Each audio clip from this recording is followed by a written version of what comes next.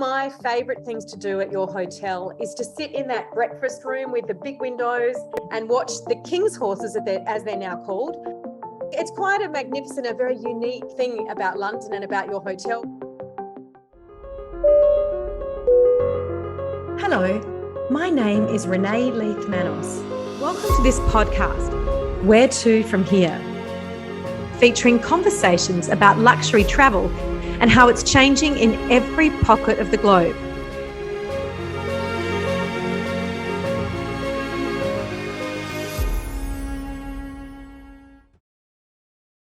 So today I'm with Torsten van Dullemen, sitting in London at one of my favourite hotels, the Mandarin Oriental in Knightsbridge. He is the Group Head of Sustainability, the VP of Operations, the General Manager of the Mandarin Oriental, and he's even a member of MENSA.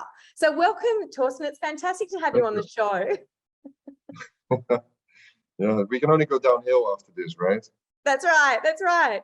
But look, you're sitting there having your morning coffee at the Mandarin Oriental in Knightsbridge. You have a long personal history with this hotel, because I believe you started there as a management trainee. Is that right?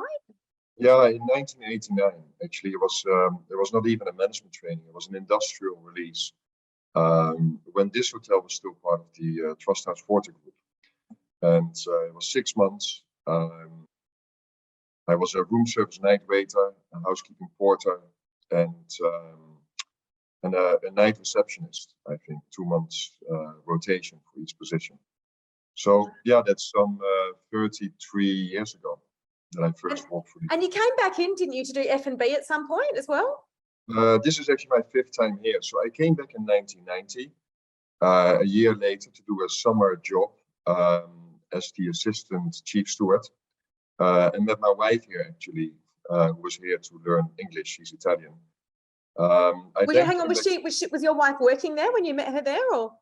In room service. And so as the assistant chief steward, I was continuously racing around the back of house, stocking up, departments, and bumped into her the first day I arrived.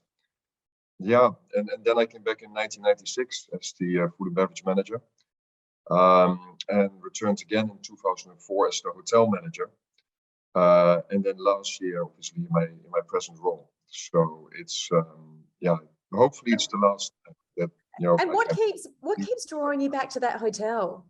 My favorite hotel. By far, I think London is my favorite city.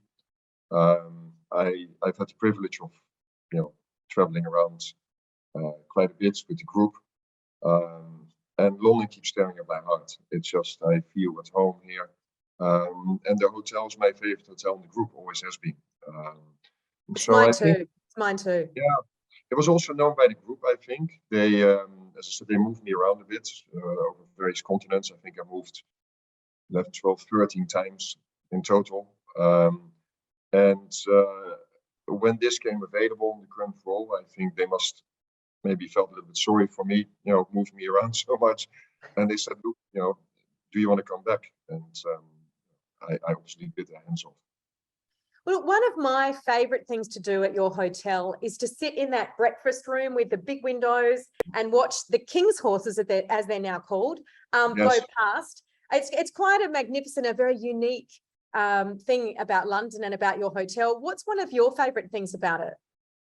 Well, first of all, the scene that you just described, and what makes it, I think, even more special is that there's no cars allowed behind the hotel. So we're the only 5-star deluxe hotel, the only hotel in London, which gives directly on the park with no cars. When you sit there, or you're staying on one of our suites and you open the doors in the morning onto your balcony, all you really hear is the sound of birds, horses coming past, and the occasional jogger. So it makes it really special, because the other side of the hotel on Knightsbridge has to be one of the busiest streets in this part of London. So you've got this really strange experience where you come off a very, very busy street, you walk into the hotel, and the further you go into the hotel, the more peaceful it becomes. And eventually, when you get out on the other side for breakfast on the terrace or drinks in the evening, you've got this magnificent park. So that has to be one of my favorite parts of the hotel. The other part, I suppose, is I always compare it a little bit with an art gallery. The building is well over 100 years old, and a lot of the features are still original. The marble staircase when you come in, the marble walls. But the nice thing about it is that there's so many little rooms and nooks and crannies, and every part of the hotel has its own distinctive character. And I always compare it with an art gallery because you turn left, you see the Dutch masters. You turn right and you walk straight into the Italian Renaissance. You go straight and it's something else altogether. And that whole experience, it shouldn't, but somehow it also makes sense. That's the thing about it. We have 3 restaurants and 2 bars, and they couldn't be more different. But somehow it all fits together. Well, I read that food and beverage has been a really big part of your career sort of path and your rise. How much are you involved with the F&B beverages now? Outlets. I try not too much because I know how it felt when I was the food and beverage manager, and my general manager stuck his nose in, and I try and resist it as much as possible. I also believe that I like to give the managers the opportunity to run the outlets and the divisions as if it's theirs.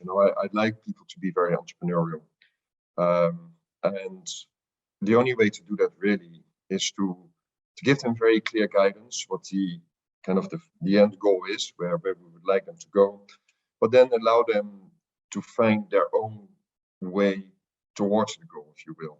I think part of the reason why I've stayed with Mandarin Oriental for my entire career is that when you walk in any Mandarin Oriental hotel in the world, I think it's immediately clear it's a Mandarin Oriental, but at the same time, each hotel also has their own distinctive feel, and that's because they allow us probably more freedom and flexibility than most international hotel chains would in the way we work and the way we interpret the brand and deliver the service.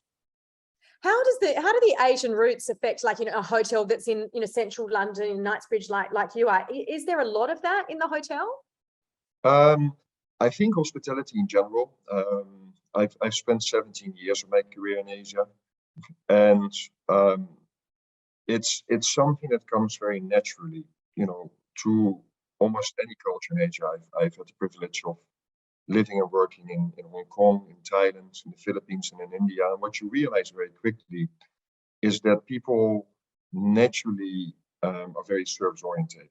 It's a very honorable thing, I think, for someone in that culture to be of service and to do something meaningful for someone else. And it was not, I think, until Mandarin Oriental started leaving Asia and started opening hotels elsewhere in the world that they realized that something that came incredibly naturally in, let's say, the Oriental in Bangkok or the Mandarin Oriental in Hong Kong didn't necessarily come so naturally elsewhere in the world. And that's when the group started looking at what is it, what makes the whole experience in Asia so special.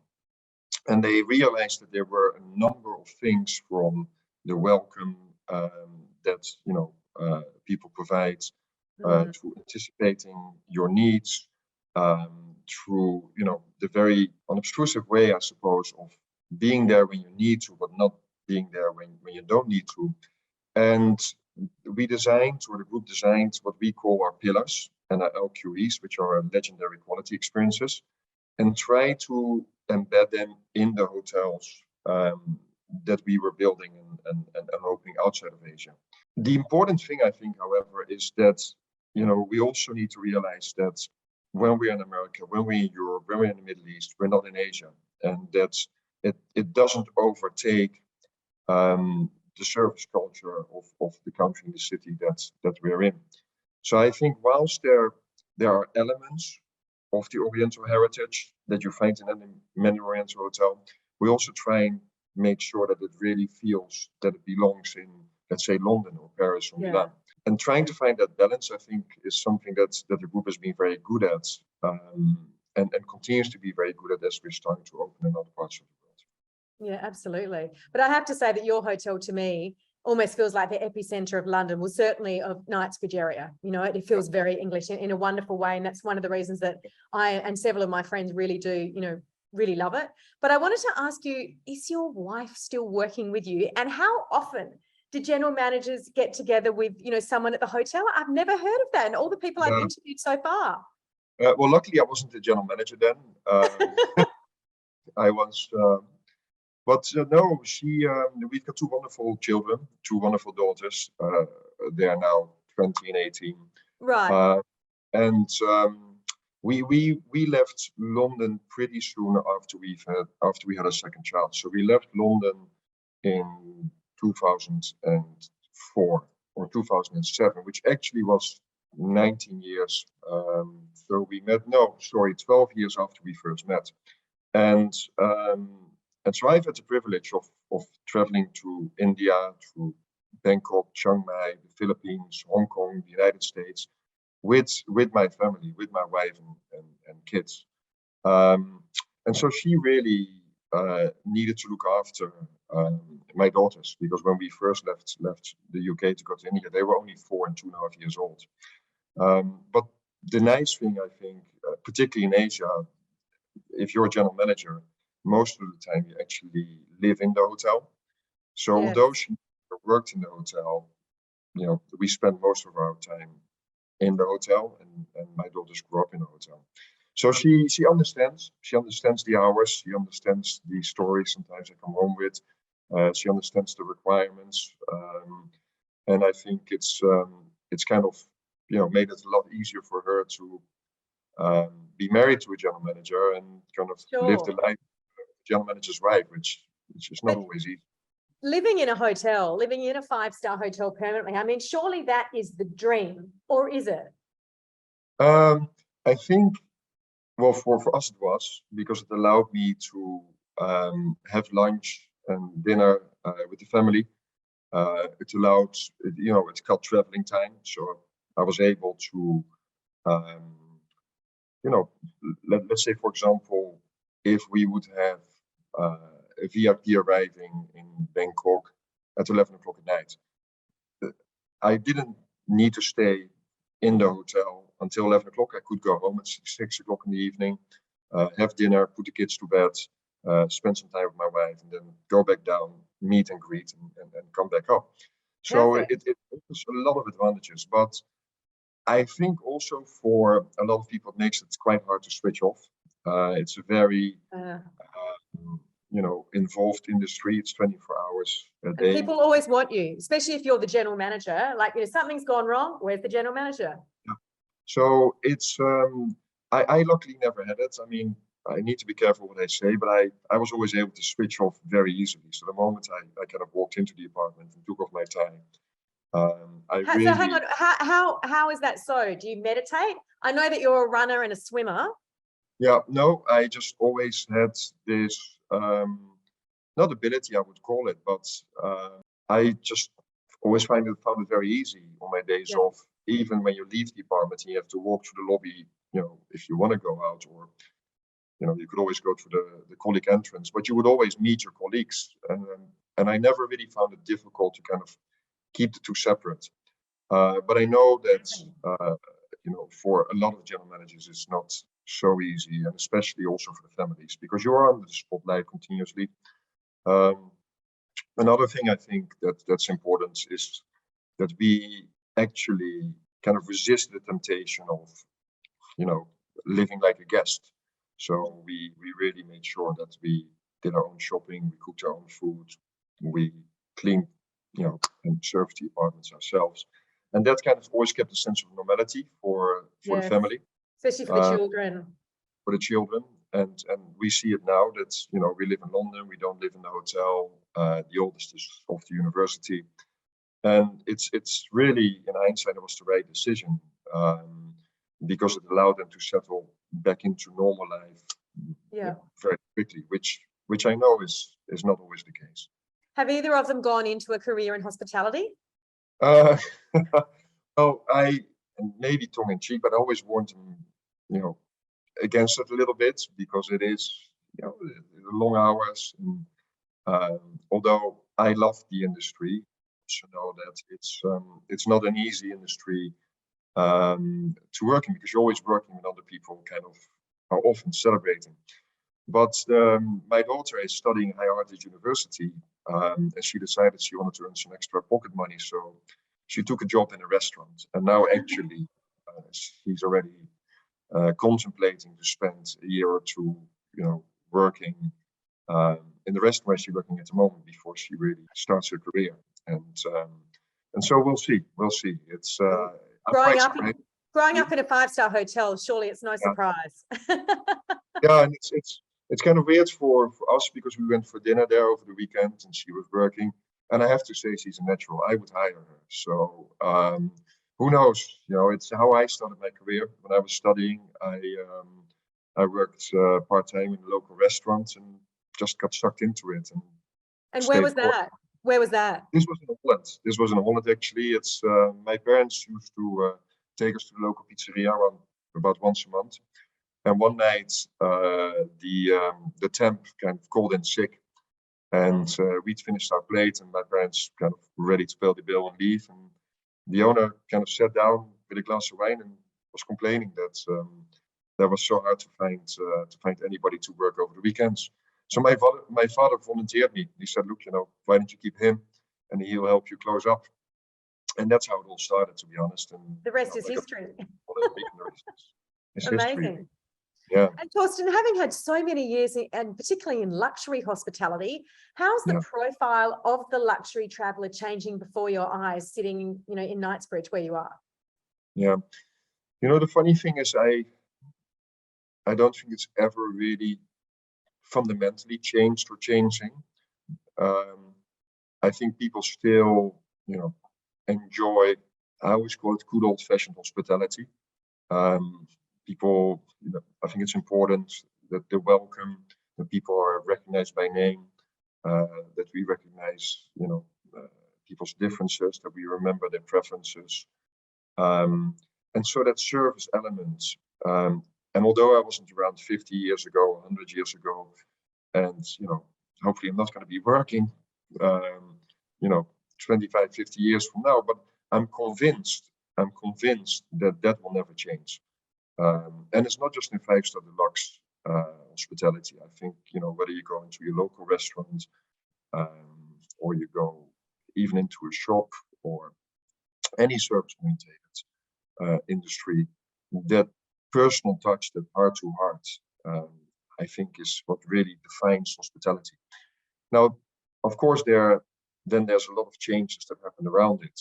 I always joke when I say to people, when we read, for example, Mystery Shopper Report, I said, if you take away the year and you change, the car arrival for horse and carriage, and you change the electronic key system for a normal key and the credit card for cash, this report could be written any given time. All that changes, I think, is the technology and the design. Now, there are some changes, I think, that are really contemporary or present, and that's more to do with people's need to switch off, to have quiet me time. I think the health aspect, how well people sleep, the food they eat, exercise, and of course sustainability. And people, really care about the impact that a hotel has. Well, tell me why and how did you end up, at the Mandarin Oriental in this incredible role as head of group sustainability? Why that role, and what's the direction for Mandarin Oriental? I think the most important thing is that we didn't want to create a sustainability department that would just fire off memos and send instructions to the hotels, and something that was very top-down, very centralized. I think we always believe that sustainability is something that really comes more naturally from the grassroots at hotel level. Something that people are passionate about, a culture. And so rather than creating a role that sits in corporate office, when I discussed it with our CEO, Mr. Riley, we really felt that having someone who operationally embedded, who really understood the culture well, was probably much more appropriate. And I've been with the company since 1996. I've worked over 3 continents, most types of properties, right? Whether it's resorts, city hotels, large hotels, small hotels, 100% owned managed hotels. So I brought a lot of operational experience with me and a huge passion for sustainability. So the idea was to see if we could create a role where I would provide the leadership and the guidance to the hotels. And of course, I have, a department in corporate office, people who assist me, because there is invariably a lot of legislation and paperwork and other things that need to be done.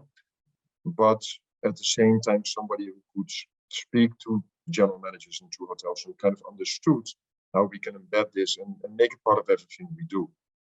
From our guest service to the way we maintain our hotels to anything really that we touch.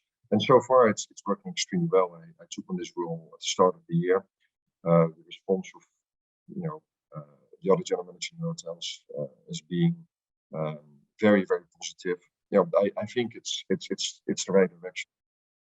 And how do you see, including sustainability, luxury hotels changing and luxury travel changing into the future? Yeah, I think when people now come to a city, we really have a responsibility to help people make sense of the city.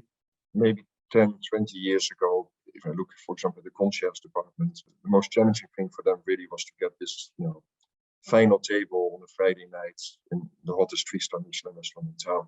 And whilst that's still the case, and while it's still important that we provide our guests access to those things, I think it's also important that we help them understand our city. And really, by getting to know our guests and understanding what they enjoy, their needs, and what they're looking for, have a range of options available to them, where we can say, look, have you considered X, Y, Z, and build a whole experience around that.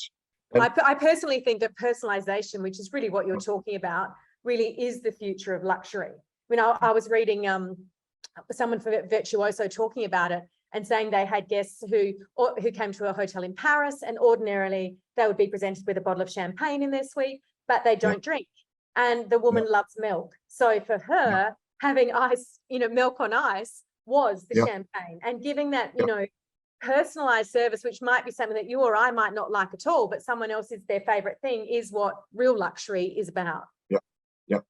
And I think it's really ensuring that the team are empowered, able, trained to kind of make those decisions through interacting with the guest. Because I always joke a little bit that because when I travel around the group, it might be that I go down to a restaurant and it's the season for fresh orange juice, and I have French orange juice. I mentioned to the waiter or the restaurant, there was really incredible orange juice. It was so nice. The risk then at every single stay, as you go to every Mandarin Oriental hotel or any hotel, to have orange juice in your room, orange juice on arrival at any restaurant you go, is that's not personalization for me at the end of the day. Because fundamentally, what I enjoyed is that at that point in time, in that country, oranges were in season, and therefore the orange juice is probably the best that I tasted.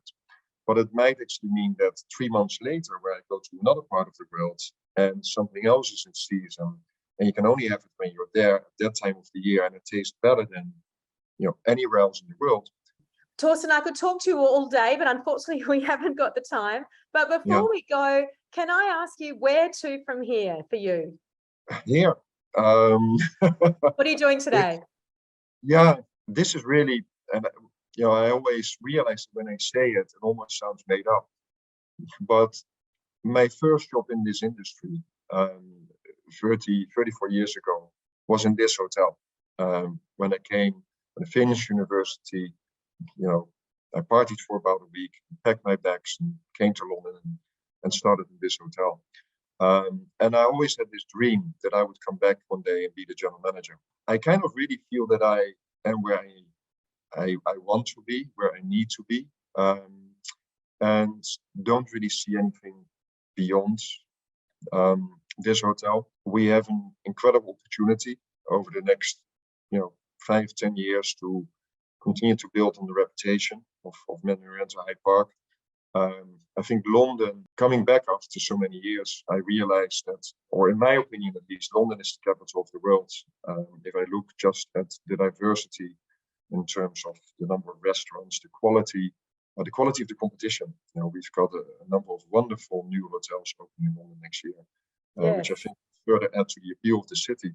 So I just really look forward to and I know we weren't going to talk about the pandemic, but getting out of the pandemic and really have a sustained run at seeing London busy again. There's so many people that want to come back, that want to travel. I think it's a very exciting time for the city, for the country, for our hotel. We're opening a second hotel in Mayfair next year, which I think I'm also overseeing. That's very exciting. And there's how many rooms? Just tell us something about that hotel. How big is it? How many rooms? So it's 50 rooms and 80 residences. So it's a boutique hotel in Mayfair. I think it's just a perfect place for Mandarin Oriental to open the second hotel. It has a world-class spa and a 25-meter underwater swimming pool,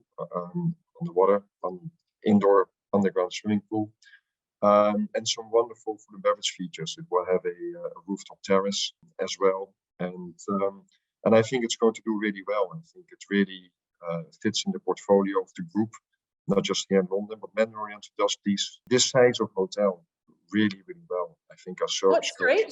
What street is it in? It's in Hanover Square, which is actually, beautiful. Funny enough, the oldest square in London. It's where London actually started. It's where the touchstone of London is right there. And Hanover Square has been given a facelift recently. So we're looking forward to that. Fantastic.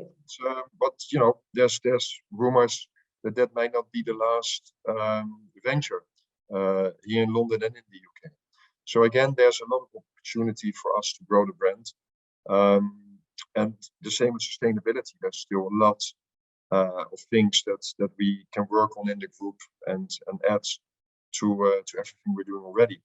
Fantastic. So that's what's next. It's London, it's sustainability, and just really looking forward to an exciting next couple of years.